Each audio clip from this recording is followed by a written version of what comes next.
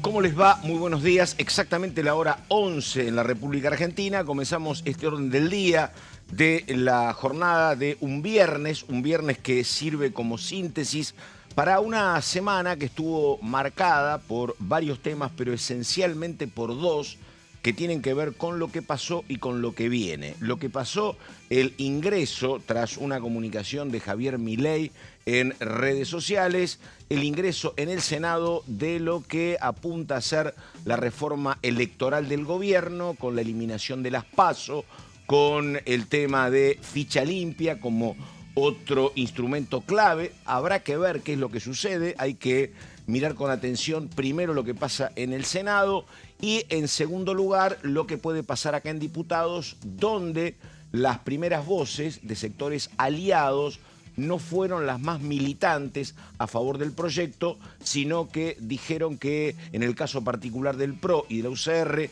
no estarían cómodos sin la PASO, recibieron de otra manera y mejor el tema de ficha limpia, que recordamos era como un proyecto que el partido de Mauricio Macri consideraba como propio, así que habrá que ver qué pasa. Y el otro tema tiene que ver con lo que va a acontecer el próximo miércoles, primera presentación, como marca la Constitución, de Manuel Adorni en la Cámara de Diputados. Dato aleatorio que no es menor, se indica que está confirmada la presencia del presidente Javier Milei en la exposición de Adorni del próximo miércoles, así que obviamente mucha expectativa. Comienzo saludando a compañeras y compañeros. Primero ella, Daniela Romero. ¿Cómo le va, Romero? ¿Qué dice? Buen día. Buen día, Pato, ¿cómo estás? Muy bien, muy bien. Sí, un resumen de lo que se viene, ¿no? Dale. Hiciste. Hoy voy a estar hablando puntualmente de lo que trascendió ayer, que revolucionó un poco al gobierno, que es este fallo que de alguna forma revierte la suspensión a la reforma laboral, y mencionar algunos de los artículos clave que le interesan, digamos, al ciudadano, que van a empezar a regir con este revés judicial, y cómo sigue el camino de la reforma laboral. Porque lo que pasó ayer no significa que se terminó el litigio por la reforma laboral. El gobierno dice que ahora entra en plena vigencia, pero recordemos que todavía está el per saltum del gobierno a la Corte Suprema de Justicia, y también el pedido de inhibitoria que implica básicamente traspasar el caso del fuero laboral al contencioso administrativo. Así que vamos a resumir también un poco cómo viene ese laberinto judicial.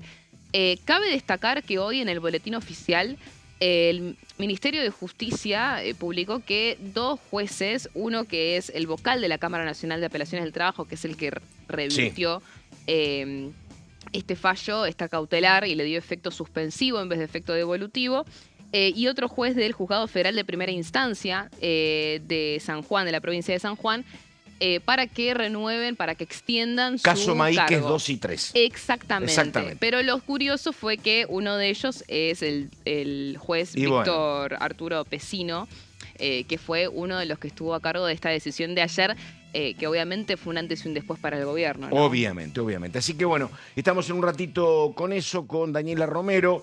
Señor Solabarrieta, ¿de qué hablamos en un ratito? Buen día, Pato. Vamos a estar hablando de lo que sucedió en el Senado, que previamente ya había ocurrido con la aprobación aquí en Diputados y estaría a un paso de ir al recinto para ser aprobado, y se trata de la regularización de la obtención de un arma en la República Argentina. Vamos a hablar sobre eso porque hay un punto muy importante en el programa voluntario de entrega justamente de las mismas, así que vamos a profundizar sobre el mismo. Bueno, estamos con los títulos. Esto es Orden del Día. Dale.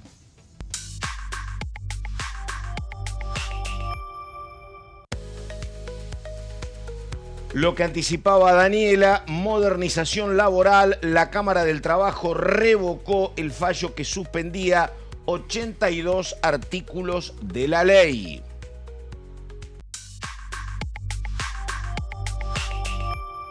Recordamos el tema de Gonzalo, impulsado por Patricia Bullrich. La Cámara Alta dictaminó lo que significa regularizar el uso de armas.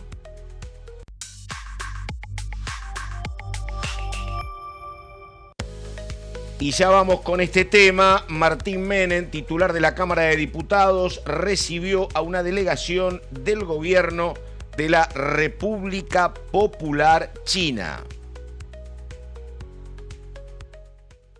Aquí estamos, vemos imágenes de este encuentro. Ayer justamente hablaba con un diputado que había participado de esta reunión y me contaba lo fluido que son los vínculos de la Argentina. En este caso estuvo el viceministro del Departamento Internacional del Comité Central del Partido Comunista, Ma Hui, junto al embajador en la Argentina, Wang Wei, y otros funcionarios.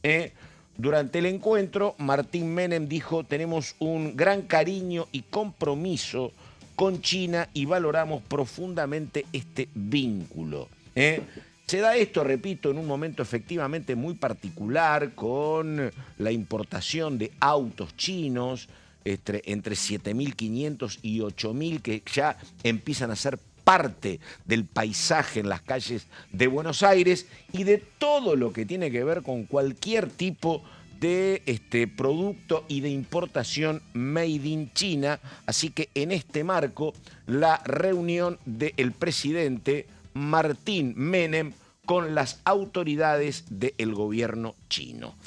Y ahora, presentación para ella, Daniela Romero, y un tema que indudablemente tiene origen en el Poder Judicial, pero que significa un gran alivio para el gobierno Romero. Diga.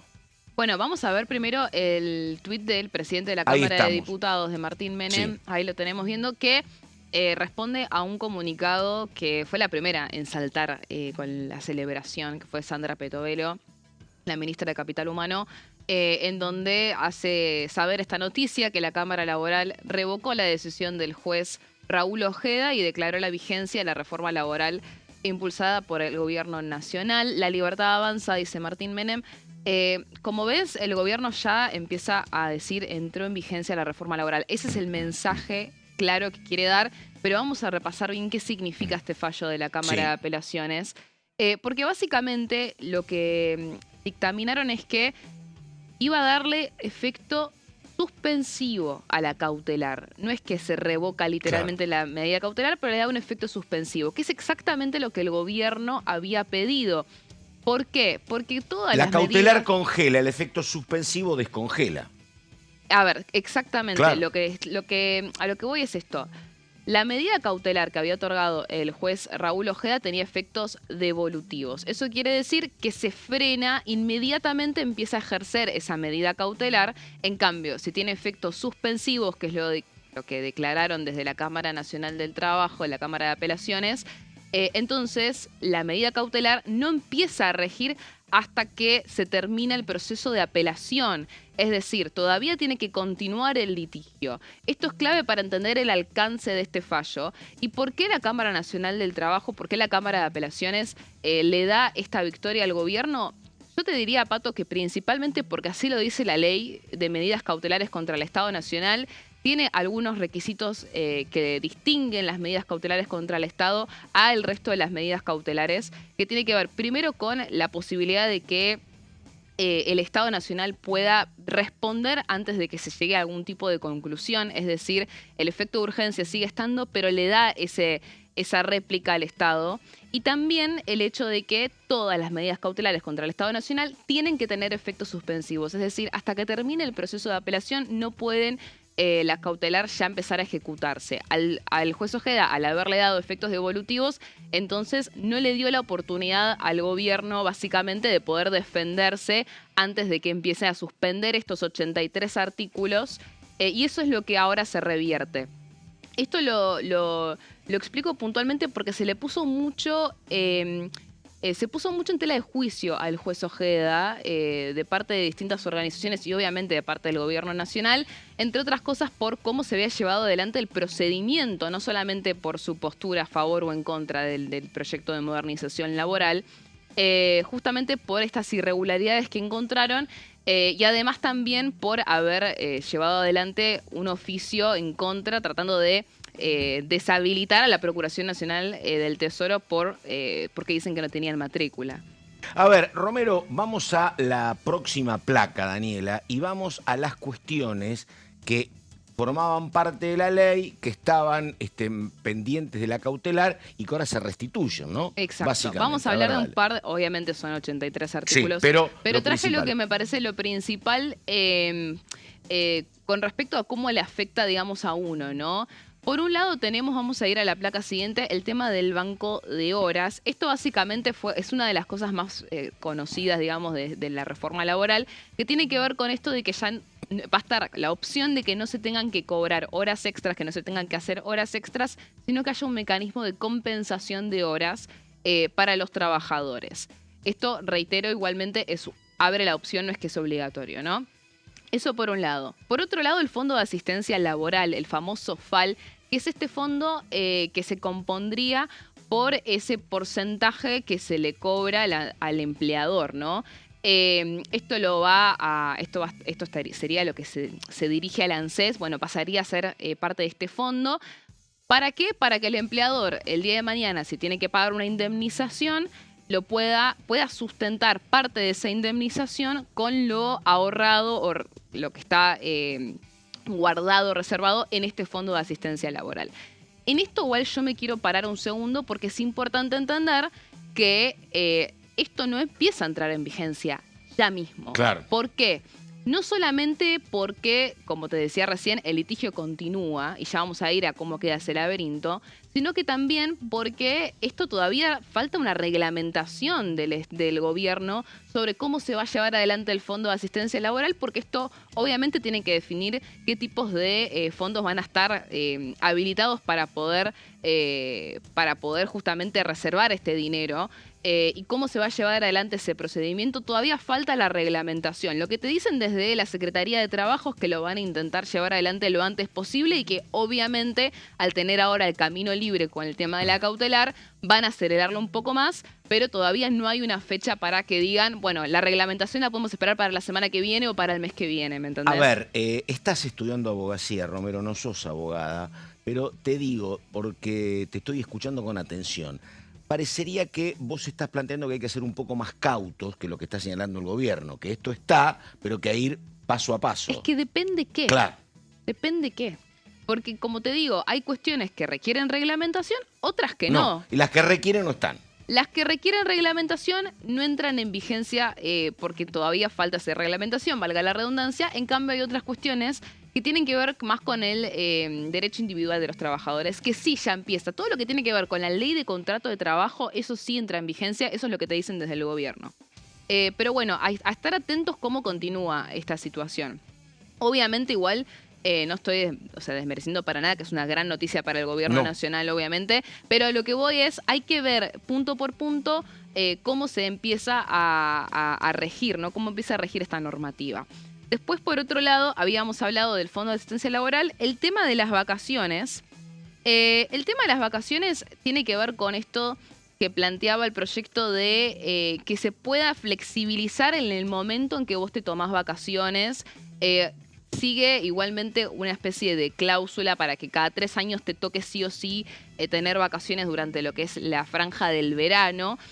Pero básicamente flexibiliza que vos puedas negociar el momento en que te tomás vacaciones, no tenga que ser de octubre a abril necesariamente, y la cantidad de días que te tomás de vacaciones, que se respete una especie de mínimo, pero que puedas vos controlar o negociar con tu empleador de forma más flexible cuándo te las vas a tomar. Y el tema de las indemnizaciones, acá es un tema puntual que tiene que ver con cómo se va a hacer. Por un lado, el cálculo de las indemnizaciones, porque ya no va a tener como base a lo que son el aguinaldo y las propinas y demás, sino que solamente el salario, ya no se incluye el SAC en este cálculo de indemnizaciones, y después cómo se van a ajustar las tasas de actualizaciones en los juicios, porque esto puntualmente ya Ojeda, el propio juez que le había dado la cautelar al gobierno nacional, con efectos devolutivos, después sacó una resolución dando marcha atrás en su propia cautelar en este aspecto, porque algo que también es clave es que a partir de este proyecto, de esta ley, mejor dicho, las actualizaciones en los juicios son por IPC más un 3% de la tasa anual. ¿Por qué esto es clave? Porque depende de la jurisdicción, depende del país, vos tenés formas distintas en cómo calculan esas actualizaciones y vos tenés quizás provincias o lugares en los que es mucho más costoso que otras y el mismo juez había dicho, me doy marcha atrás con esto porque al final esto es algo que es beneficiario para los trabajadores. Así que eso ya en realidad había tenido como su marcha atrás por parte del propio Ojeda, pero bueno, ahora estos 83 artículos, te reitero, que había suspendido, ahora empiezan a regir, obviamente teniendo en cuenta que hay algunas cuestiones que necesitan de reglamentación. Bueno, última placa ahora, Daniela. Vos tenés tribunales inferiores, tenés cámaras, tenés casación y tenés la Corte Suprema. Te estoy spoileando un poquito. Y vos estás planteando en estas últimas placas la posibilidad de que esto termine en la Corte. Es un tema bastante intrincado de cómo sigue esto en materia judicial. ¿Por qué la posibilidad de que termine en el máximo tribunal? Pero última placa, Romero, a ver. Sí, a ver, ya de por sí el gobierno se adelantó y presentó un per saltum para que esto vaya directamente a la Corte Suprema de Justicia. Acá hay varias cuestiones. Primero se tiene que resolver la cuestión de la inhibitoria, que es algo que planteó el gobierno para que el litigio de la reforma laboral pase al fuero contencioso administrativo federal y no al juzgado laboral. ¿Por qué esto? Básicamente porque dicen esto es una cuestión federal, la tiene que tratar obviamente un fuero federal y no el juzgado no el fuero laboral. ¿Qué pasó acá? El contencioso administrativo federal aceptó esa inhibitoria y está esperando que le traspasen el litigio, mientras que Ojeda lo que hizo fue rechazar el pedido de inhibitoria y se lo pasó a la Cámara de Apelaciones, la Cámara Nacional de Apelaciones del Trabajo. Claro. Cuando en realidad el que tiene que resolver este conflicto de competencia es la Cámara del Contencioso Administrativo Federal. Ahora, si no lo resuelve la Cámara, ¿quién lo resuelve? La Corte Suprema de Justicia. Eso ya seguramente también termine en esas manos si esto no se destraba. Eso por un lado. Y por otro lado está el fondo de la cuestión, que eso es lo que todavía falta que se termine de definir. Así que esa resolución del fondo del caso, lo que planteaba la CGT, y hay un montón de otras denuncias, es la inconstitucionalidad de esta ley que sancionó el Congreso de la Nación. Es muy llamativo también cómo se lleva adelante esta defensa. No tiene precedentes que se haya hecho lo que hizo Ojeda, que fue darle un efecto erga omnes y una declaración de inconstitucionalidad a una ley del Congreso. Eso no sucede.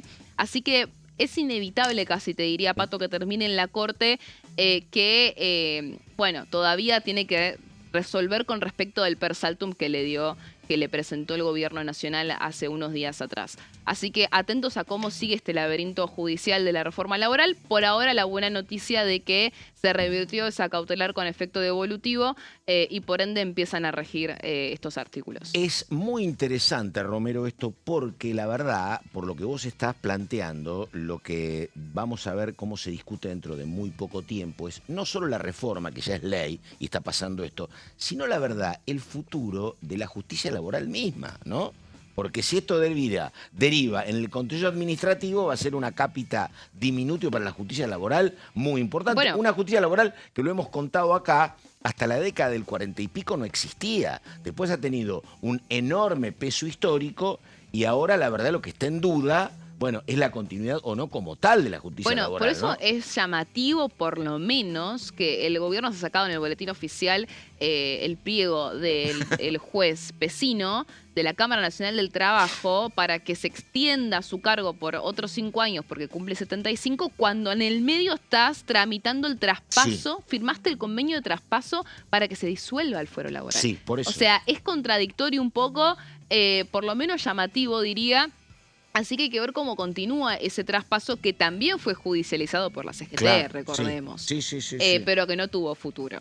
Sí. Ahora, también esto recordemos que está a cargo de Manuel Adorni, que va a ser el que lleva adelante como jefe de gabinete todo lo que implica el trámite de traspaso junto con la Ciudad Autónoma de Buenos Aires. Y durante los próximos meses veremos cómo se termina resolviendo. Pero obviamente que es un tema muy sensible para todos los jueces laborales. Obviamente, y si hay per saltum tiene que resolver la Corte, también es un tema hipersensible para la Corte, ¿no?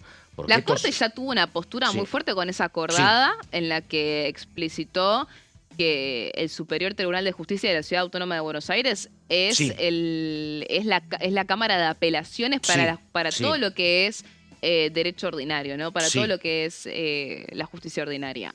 Que ahí está el problema de muchos abogados que te mandan a al Superior Tribunal de Justicia de la Ciudad de Buenos Aires, mientras que también a las cámaras. Y esa guerra entre las Sí. cámaras y el Superior Tribunal de Justicia de la Ciudad, bueno, eso continúa, ¿no? Porque vos sabés que cuando uno estudia la historia de las leyes del peronismo, efectivamente con el peronismo aparecieron muchas leyes protectoras del derecho del trabajador. Pero ya había antes otro montón de leyes que se habían votado en tiempos de Irigoyen, con Alfredo Palacios, la ley de las 8 horas, por ejemplo. Había un montón de legislación.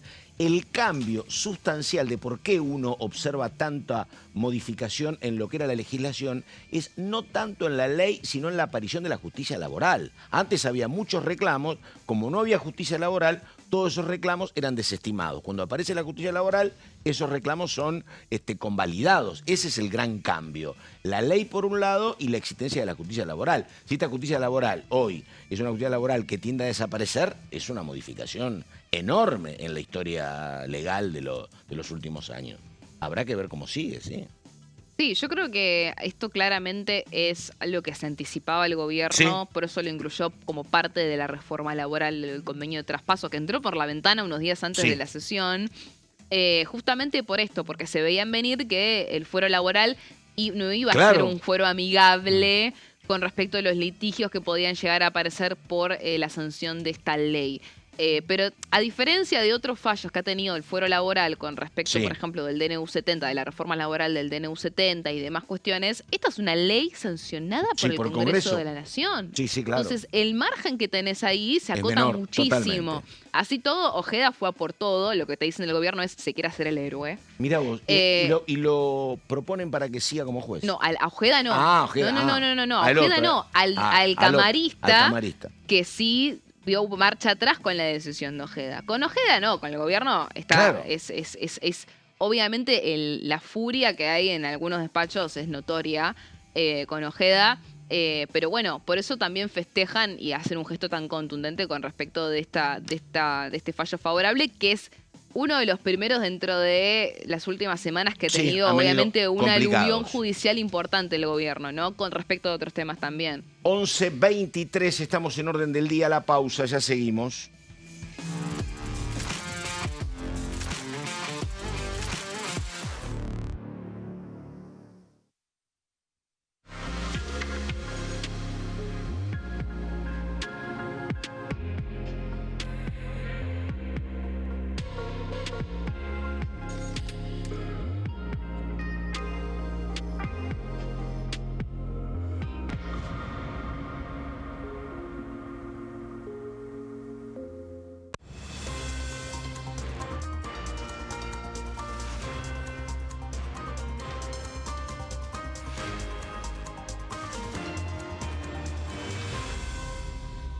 Consenso, de lunes a viernes, 12 horas.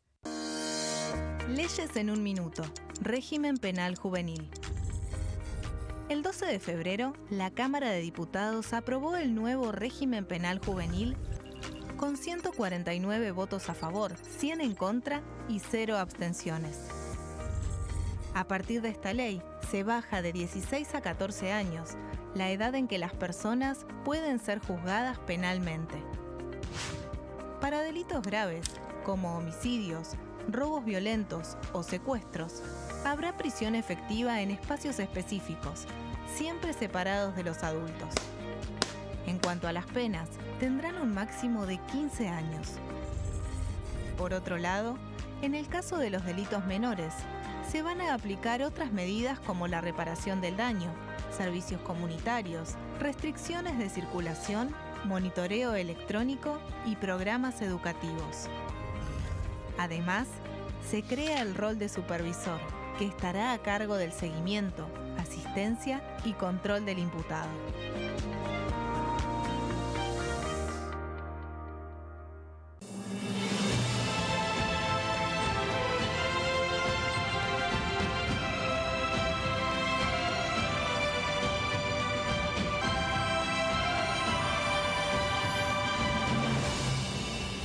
La bancada, de lunes a viernes, 13 horas. ¿Quiénes conforman el Congreso? El Congreso de la Nación está conformado por la Cámara de Diputados y la Cámara de Senadores. La Cámara de Diputados representa al pueblo de la nación argentina. Esto significa que las provincias más grandes y con mayor cantidad de habitantes tienen muchos más diputados que las provincias más pequeñas. La manera de establecer las cantidades es proporcional. Por ejemplo, la provincia de Buenos Aires cuenta con 70 diputados nacionales y la provincia de Tierra del Fuego con 5. La Cámara de Senadores representa a las provincias. Cada provincia envía 3 senadores al Congreso Nacional. El total de senadores es 72, dado que las provincias argentinas son 24. Este es el número fijo, estipulado por la Constitución Nacional. Cada 2 años, el Congreso Nacional renueva la mitad de sus diputados y 1/3 de sus senadores nacionales. El mandato de los senadores es de 6 años, mientras que el de los diputados es más breve, dura solamente 4 años. La Cámara de Diputados tiene 257 miembros. En el recinto, los diputados se agrupan en bloques y en interbloques que expresan partidos políticos o afinidad ideológica. Existen también los monobloques, integrados por un solo diputado. El bloque oficialista se dispone a la derecha del presidente de la Cámara, el bloque opositor mayoritario a la izquierda, y en el centro, los bloques con menos cantidad de integrantes. Son requisitos para ser diputado: tener al menos 25 años, 4 años de ciudadanía argentina, haber nacido en la provincia por la que se postula o haber residido en ella los 2 años precedentes.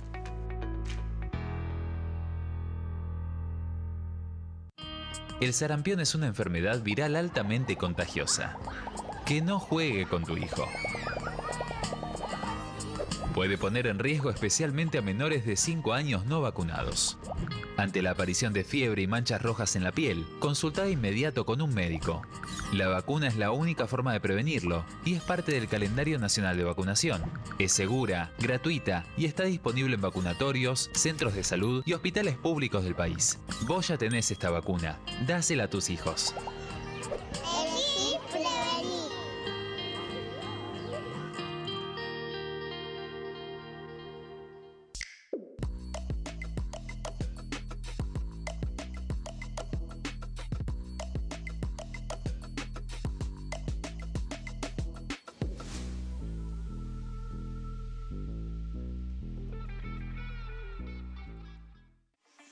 Leyes en un minuto. Acuerdo Mercosur-Unión Europea. Este acuerdo surge luego de 25 años de negociaciones entre ambos bloques y fue ratificado en diputados con 203 votos a favor, 42 en contra y 4 abstenciones. Gracias a esta ley, se crea una de las zonas de libre comercio más grandes del mundo, alcanzando a casi 800 millones de consumidores. En un contexto de fragmentación económica, funciona como una alianza estratégica de cara al futuro. Los puntos más importantes del acuerdo son: la eliminación de impuestos y aranceles de importación, lo que facilita el comercio bilateral y la cooperación técnica entre ambos bloques. El acuerdo no se limita a bienes físicos, sino que también incluye regulaciones sobre servicios, propiedad intelectual y desarrollo mutuo. Además, establece un mayor acceso al mercado europeo para productos como carnes, vinos y agroindustria. Adicionalmente, contempla el ingreso de maquinaria y vehículos de origen europeo. Tras ser aprobado por el Congreso, Argentina y Uruguay se convirtieron en los primeros países del Mercosur en ratificar el acuerdo. Este acuerdo consolida una alianza comercial estratégica entre ambos bloques.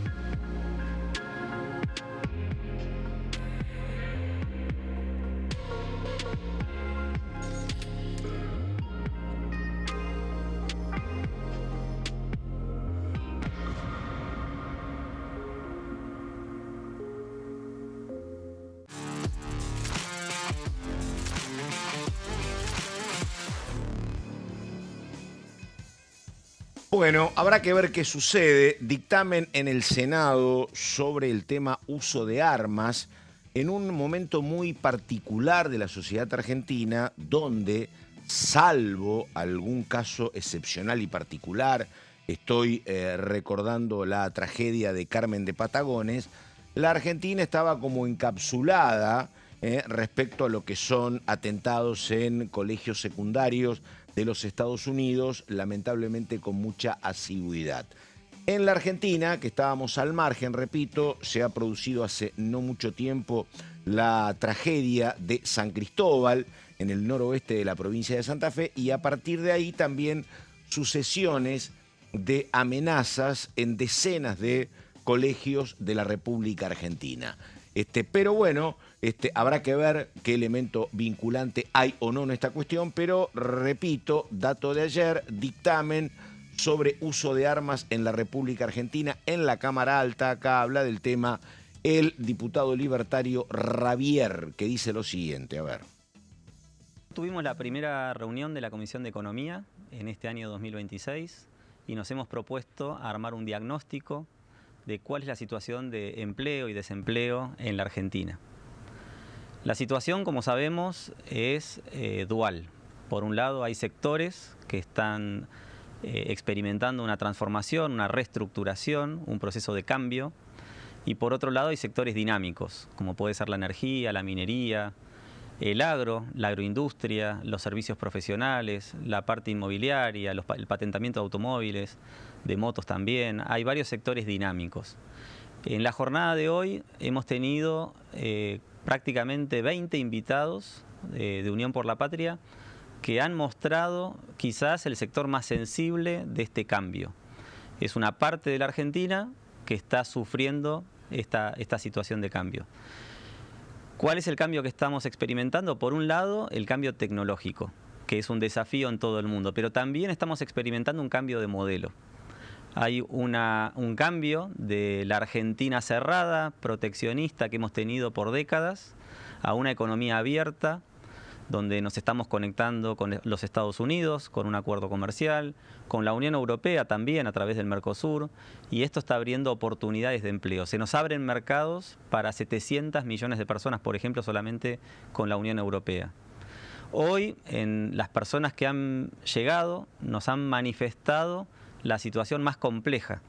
Y es súper importante, creo yo, escuchar a estas personas que nos planteen su situación para nosotros tomar nota. Creo que todos han pedido baja de impuestos, han pedido bajas de tasas municipales, han pedido eliminar ingresos brutos. Y esa es parte de la agenda del gobierno de Javier Milei. No han pedido privilegios en grandes partes, en gran parte creo que esto es importante, algunas personas lo dijeron, pero también ha habido una cantidad de personas que pidieron volver a la economía cerrada, que pidieron terminar con la apertura económica. Esa es la parte con la que no estamos de acuerdo y que nosotros cuestionamos. Para adelante quedan las reformas estructurales. Si queremos bajar impuestos, necesitamos que Unión por la Patria nos acompañe en los proyectos de ley que vamos a ir presentando en los próximos meses. Las reformas estructurales es lo único que le va a dar a esta Argentina mayor competitividad. Y creo que ahí está el desafío. Bueno, a ver, vamos a aclarar esta cuestión. Tiene que ver con lo siguiente. Esta es la palabra del diputado libertario. Después de una reunión muy prolongada con citaciones en la Comisión de Economía, donde había diversos sectores que se estaban quejando puntualmente de la situación que atravesaban en el sector textil, lo que tiene que ver con empresas tecnológicas de Tierra del Fuego. Había una serie de demandas muy importantes, motorizadas generalmente por empresarios, como estaba, por ejemplo, el titular de una empresa de electrodomésticos, y también básicamente por trabajadores. Aquí estaba la respuesta de Ravier. Ahora vamos a lo que yo había prometido. ¿Querés Kelly Olmos? Bueno, vamos con Kelly Olmos y después volvemos sobre el tema armas y Gonzalo Solabarrieta, la diputada peronista. Kelly Olmos, a ver, dale. Mira, la verdad que fue muy, muy conmovedora porque, bueno, ver a los actores directamente afectados en la actualidad por una apertura que en algunos casos excede lo que es exclusivamente la regulación, porque están muy impactados por el contrabando y por la falta de control de calidad en términos normativos. Realmente fue, vuelvo a decir, conmovedor y muy triste ver trayectorias de vida, trayectorias de desarrollo tanto laboral como empresario que expusieron su destrucción, ¿no? Que están o al borde de la destrucción o ya atravesando el cierre de sus unidades de trabajo. Vamos a intentar hemos tomado nota de todas y cada uno de los planteos donde pensamos que es posible incidir y vamos a intentar hacerlo, digamos. Pero hay cosas, la mayor parte de las que están planteadas, que son resorte del Ejecutivo. Bueno, y ahora sí retomamos el tema de Gonzalo Solabarrieta, dictamen en el Senado sobre uso de armas. Decí, Gonzalo, dale. Bueno, a ver, Pato, vamos a repasar primero y principal de lo que estamos hablando. Se realizó una comisión, recordemos el miércoles, en el Senado, donde, bueno, tanto Justicia y Asuntos Penales como la Comisión de Seguridad Interior decidieron reunirse de manera conjunta para empezar a darle un paso hacia adelante a esta iniciativa que trata la regularización del uso de armas en la República Argentina, que tiene un antecedente, porque este texto que se llevó al Senado ya había sido aprobado aquí en Diputados en octubre del 2024 con 142 votos a favor, un número bastante importante, inclusive con votos de diputados que tal vez uno no imaginaría en una votación con el Congreso Nacional, y 89 votos en contra con una abstención. La abstención fue de la diputada Ubone, en su momento de Unión por la Patria, no es un dato menor. Pero con esta contundencia llega al Senado, se aprobó en comisión y ahora tendrá que ir al recinto. Si se aprueba en el recinto, tendrá justamente la posibilidad de ser promulgada la ley. Vamos a empezar a repasar justamente porque estuvo presente nada más y nada menos que el director ejecutivo del RENAR, que es el Registro Nacional de Armas en la República Argentina, Juan Pablo Alan, y vamos a ver la siguiente placa para repasar algunos datos importantes de lo que estamos hablando. El impulso fue de Patricia Bullrich, recordemos, cuando era ministra de Seguridad, hoy senadora. Estuvo justamente, como decíamos, Juan Pablo Alán, el director ejecutivo del RENAR, y dijo como primer dato importante que hoy en la Argentina, como dato estadístico, hay 595.000, un poquito más de 595.000 armas de usuarios vencidos. Así que este es el dato que el Gobierno Nacional tiene como puntapié para regularizar la situación. Este es el dato que, si nosotros tenemos que decir qué le preocupa al gobierno sobre este tema, bueno, es este. El ratio y la diferencia con qué otro dato, con este, el de más de 355.000 armas de usuarios vigentes.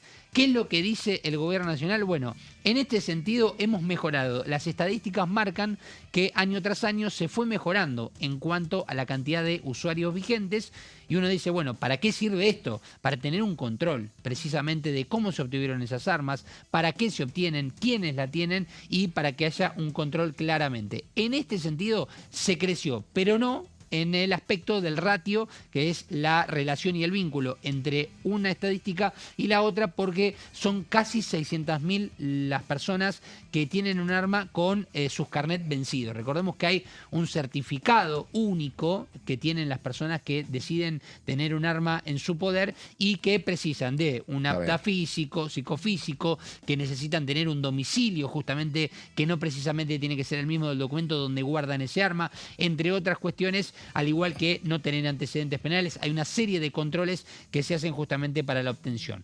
Vamos a ir a la siguiente placa, en esto que es básicamente un avance muy importante en el Congreso, y ojo porque puede llegar a tener una cierta velocidad legislativa para su tratamiento. Regularización de armas es el tema de armas de fuego, es el dato más importante. Pero también, además, recordemos que hay un plazo de 360 días para que aquellas personas que no están registradas lo puedan hacer. Este es un dato no menor teniendo en cuenta lo que puede llegar a implicar el hecho de que se pase de esos 360 días y pase a ser esta estadística negativa que el gobierno nacional quiere trabajar. Ahora, Gonzalo, ¿esto para quién es? Yo entiendo, esto es para quien, por defensa personal o por gusto, tiene algún arma en su casa, porque digo, nadie que utilice un arma para delinquir va a decir, che, acá registrame el arma, digo, y ahí está. Digo, no, está hecho. ¿Cuál es el universo? No, después tenés un universo también que lo utiliza como un deporte. También, claro, el tiro, que es un deporte importante. Está bien. Que a ver, Pato, entendamos la diferencia. No, lo que digo es que está bien, hay un mundo enorme que en ningún país del mundo podés chequear con cierta certeza la cantidad de gente que compra o tiene un arma para delinquir. Exacto. Y nunca la va a ir a declarar, efectivamente. Mira, si querés, te sumo 4 filas y vos si querés suma alguna más. Tenés, por un lado, aquellas personas que delinquen, pero que claramente el arma no la registran. O si estaba registrada, ya venció. Después, por otro lado, tenés la práctica deportiva. Por otro lado, tenés la defensa personal, que puede ser utilizada también, y por ende tiene que haber, bueno, un cierto registro, tienen que tener una cierta cantidad de condiciones para la cual tienen un arma. Y después existe, Pato, una cuarta fila, que es tal vez una de las más interesantes para reconocer. ¿Qué pasa? Y esto creo que lo hemos hablado. ¿Qué pasa cuando una persona capta un arma, se da cuenta que tiene un arma de un familiar que ya haya fallecido, que se la encuentra? Es un tema. ¿Qué haces? ¿Qué haces? Porque te lo pregunto. Le pasó hace poco un amigo. Bueno, ¿qué haces? Porque la pregunta es, ¿la toco? ¿No la toco? ¿La puedo usar? La entierro. ¿La entierro? ¿La guardo? Bueno, para eso justamente el gobierno nacional lo que precisa es la cuestión de la difusión del programa nacional de entrega voluntaria de armas, que ahora lo vamos a repasar, pero vamos a detenernos en estos 2 puntos también. Vale. Las armas no autorizadas deberán presentarse de manera presencial en la ANMAC, que es básicamente la Agencia Nacional de Materiales Controlados, recordemos, esto también es muy importante, y la ANMAC tiene que encargarse justamente de las campañas de difusión sobre esta ley. Y ahora vamos a ir al punto que tal vez el gobierno nacional más necesita darle difusión, que se entienda la importancia del mismo, que es este programa del cual estamos hablando de entrega voluntarias de armas. Porque hay una cierta cantidad de condiciones, vamos a la siguiente placa por favor, Pato, por esto que decíamos. Pasa poco, la entrega voluntaria pasa poco. Bueno, pasa poco, pero es muy importante a la hora de estos casos de, che, ¿qué hago con esto? Puede estar algún caso hay, pero... Puede estar al alcance de algún niño. ¿Qué hago con este arma si me entran, por ejemplo, a robar y se la encuentran y me la pueden robar y sigue siendo un peligro? Por ejemplo, estoy pensando así en voz alta. La prórroga al Programa Nacional de Entrega Voluntaria de Armas de Fuego sería, en caso de que se apruebe, hasta el 31 de diciembre del 2027. Se precisan de estas prórrogas porque si no pierde vigencia el programa. Ahora, para entender, la entrega es voluntaria, subrayamos acá, anónima, porque hay muchas personas que deciden ir a entregar estas armas y que no quieren que quede. ¿Y el incentivo que te dan plata? Hay un incentivo que estuve leyendo en los fundamentos, no se aclara el monto. Entiendo que en algún momento se hablaba de... Te devuelven una vianda, vas a entregar... Sí, no era un monto muy elevado, entiendo, pero el gobierno, pretende actualizarlo, ¿no? Para que haya un incentivo real. Pero bueno, estos son los 3 puntos principales de las características de la entrega voluntaria. Voluntaria, anónima y a cambio de un incentivo que hasta ahora entiendo no está exactamente marcado en la ley. Y ahora vamos a escuchar uno de los 2 tramos que traje de Juan Pablo Alan, que es el director ejecutivo del Registro Nacional de Armas, respecto a las herramientas y la importancia justamente que tiene hoy el hecho de que el gobierno precise esta ley para mejorar la situación. La barra azul, la de los vencidos, está por encima de los que están vigentes, aunque ese ratio ha mejorado, tenemos muchísimo trabajo por hacer y esta es una herramienta, la regularización de armas, muy importante. Tanto la regularización de armas como la entrega voluntaria de armas, que dijimos que técnicamente la técnica legislativa elegida tienen que ver una con otra, tienen un común denominador, que es la dispensa del 189 bis. Es decir, el Estado Nacional no los va a perseguir por tenencia ilegítima de armas a cambio de que destruyan el arma o regularicen el arma. Después vemos cómo la obtuvo, el proyecto establece declaraciones juradas, pero es un gran avance porque hoy vamos a ver la cantidad de armas que hay, ahí la estamos viendo. Fíjense que la cantidad de armas que tienen los legítimos usuarios cuyas credenciales se vencieron ascienden, redondeando, a 600.000. Y las que están vigentes son 355.000. Otra vez el ratio nos desfavorece y tenemos que bajarlo porque al Estado le conviene y necesita saber quién tiene las armas, dónde las tiene y cómo las tiene. Bueno, Pato, importante este último tramo del tape de lo que dice Alan, Claro. porque el gobierno precisa de un control con estadísticas exactas, con datos exactos. Y esto que decía, tenés un arma, no pretende el gobierno nacional una persecución, sino básicamente que el ciudadano entienda que o puede regularizarla o que tiene esos días para devolverla. Importante esto. Y por último, un pequeño tramo respecto a lo que tiene que ver con las herramientas con las que cuenta o con las que pretende contar el gobierno nacional para mejorar ese ratio del cual estábamos hablando sobre la estadística que marca aquellos usuarios con el carnet vencido y aquellos que lo tienen regularizado. Y algunas de las medidas que hemos tomado y que se ven en cómo, lo vimos en las cifras, cómo 20% más está en la regularidad, son la credencial de legítimo usuario, tanto la tenencia como la aportación son digitales en un convenio con Mi Argentina. Hoy cualquiera puede ver su credencial de legítimo usuario en Mi Argentina, cosa que es muy importante y que además, al contrario de lo que ocurría antes con la credencial física, lo que tiene la digitalización es que las novedades impactan automáticamente. Es decir, si una persona tiene alguna inhabilidad, alguna medida cautelar, o tiene, porque nosotros nos interrelacionamos con todos los organismos de los estados que nos notifican permanentemente las novedades, eso impacta posiblemente una inhabilitación, posiblemente una denuncia, pero eso antes, con la credencial física, era estática. Uno podía circular por la calle con una física, total, ¿quién se enteraba? Ahora sí se enteran, porque lo damos de baja automáticamente. Eso también es un gran avance. Bueno, de esta manera, Pato, cerramos lo que es un capítulo que yo no lo cerraría tanto porque está más abierto que nunca. Hay una posibilidad de que esto vaya al recinto en el Senado prontamente, así que estaremos atentos porque ya estaría lista la ley para ser aprobada. Ok, vamos con lo que va a pasar en los próximos días. Recordamos, tema principal, ver lo que sucede con la reforma electoral, ver lo que pasa en el Senado, ver después en diputados, ver cómo se articula el diálogo del oficialismo con los aliados, básicamente con el PRO, con el radicalismo, con los partidos provinciales, que hasta acá, el PRO y la UCR han sido como muy reticentes a el tema de la eliminación de la PASO.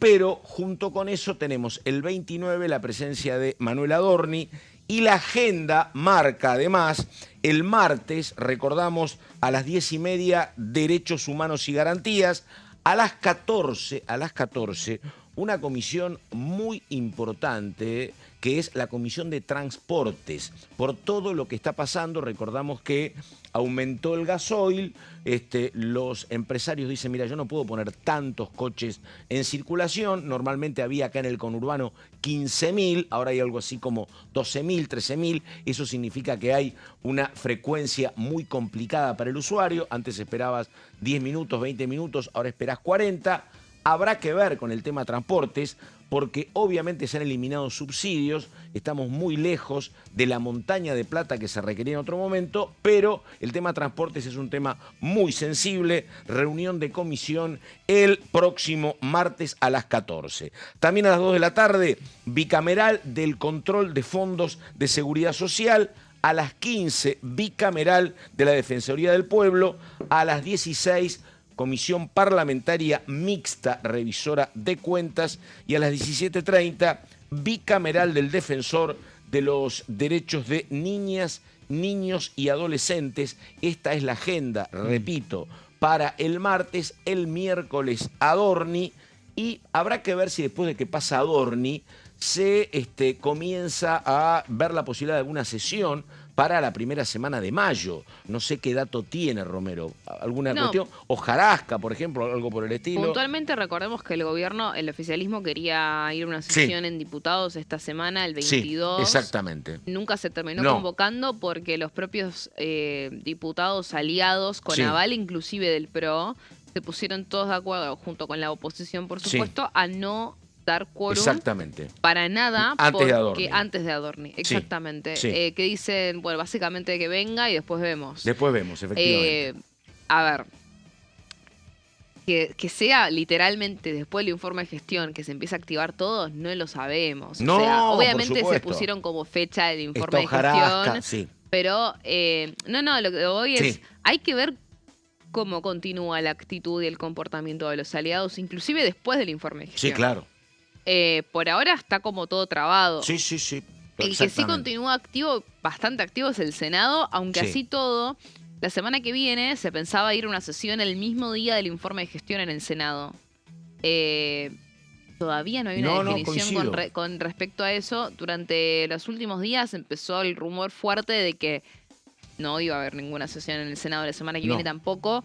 Y recordemos que el Senado está siendo receptor de casi todos los proyectos que está mandando el gobierno. Así que obviamente el trabajo va a ser arduo. Iba a haber mesa política hoy, al final no. Exactamente. Va a ser el lunes, así que el lunes calculo que más que nada la principal interesada ahí es Patricia Bullrich. En ver cómo coordinar las prioridades y cómo empezar a organizarse.